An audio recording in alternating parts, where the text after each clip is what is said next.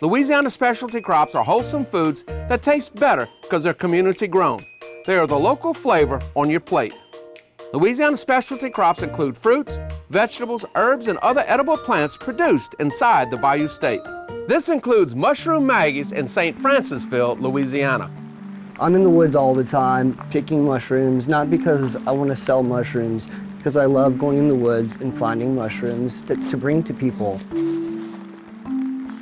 Like a lot of varieties like chanterelles or porcinis, they can't be cultivated. They can only be wild harvested. So we want to be able to give people the opportunity to try these rare delicacies that can only be picked out the wild.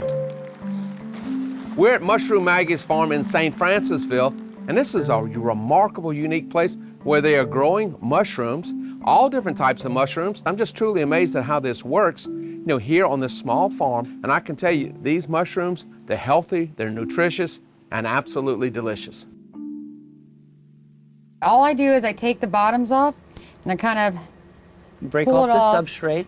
And then, and sometimes we'll get the knife and we'll just cut it off, Trim the very big, the very bottom of it. Can I see those after you're done, baby? Mushrooms are part of a different kingdom, the fungi kingdom.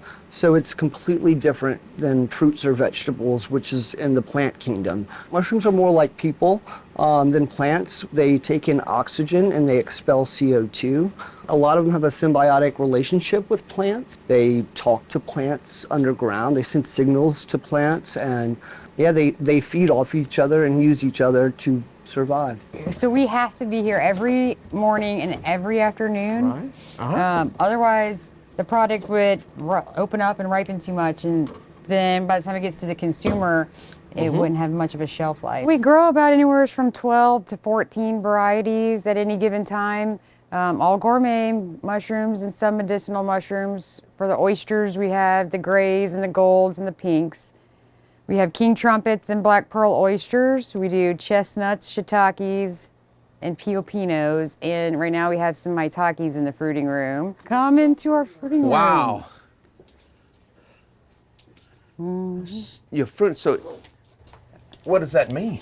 So basically, this room we keep at about 55 to 58 degrees year round and high humidity, and this is where the mushrooms actually start growing. We grow all wood-loving mushrooms here. So Okay. all of this is actually hardwood sawdust. So all the white stuff you see is the mushroom mycelium, which is the actual fungi. Yeah. And then the mushrooms are just kind of like the fruit of it. Essentially, we're recreating a log, and they're consuming it. And as soon as it's all colonized, consumed, then that's when they are forcing themselves to fruit. We use soybean hulls, Yeah. rice bran, and hardwood sawdust.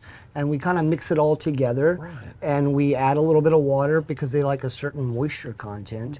And we mix it up, bag it up in these 10-pound bags, and we steam sterilize it for about 24 hours. It kind of kills everything in else. there. So we can so everything's dead in the block, any Right. type of bacteria or other fungi. Okay. And we can introduce our fungi to the block, and it will only grow that specific mushroom. After they're steamed, we bring them to our lab, which is basically like a clean room. We have flow hoods with HEPA filters that blow sterile air over our workspace, and we put a little bit of grain spawn.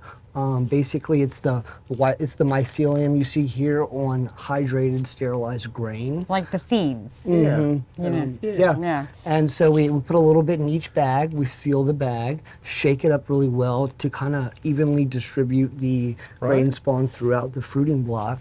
And we put it on a rack for about 10 days to, about 2 months, depending on the variety. And then we bring them in here. This is soft. This is getting hard. Correct. That's the Because the mycelia growing through them. Yes, sir. This is a bag of our spawn that we made of the maitakes. So It's wheat, Yeah. and millet. Wheat and millet. Yes, sir. We use sometimes we use oats as well. Just sterilized, hydrated grain. So do you sterilize or you buy sterilized grain? We sterilize it we'll here. sterilize the grain in pressure cookers. Separate from sterilizing Correct. mixture and then mix them. Correct. You can start seeing the mycelium starting to grow and colonize the substrate. You can actually feel the warmth that they put out. Well, not from- this. Well, you might have to get like a. Yeah, I can feel that. Yeah. Yeah, you can feel it right here. Yeah, Yeah, you can it's feel back it in your hand. colonizing, right? Yeah. So as soon as they're fully colonized in our colonization room, we bring them in here.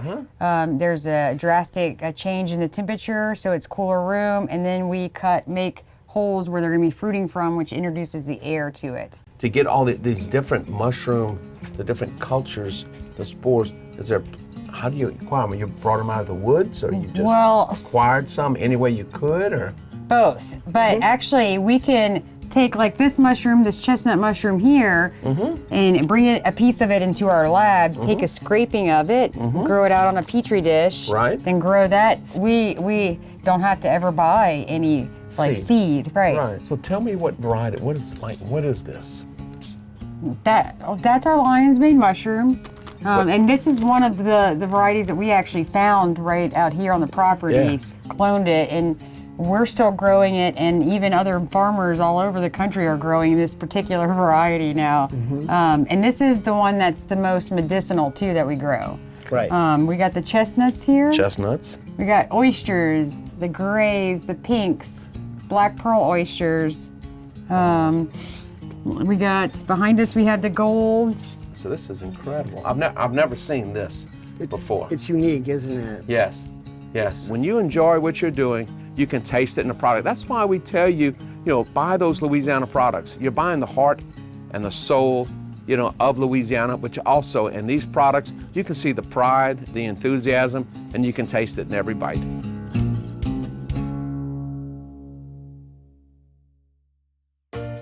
When you shop at your favorite grocery store, roadside stand, and bustling farmers market, look for mushroom Maggies and other locally grown Louisiana specialty crops.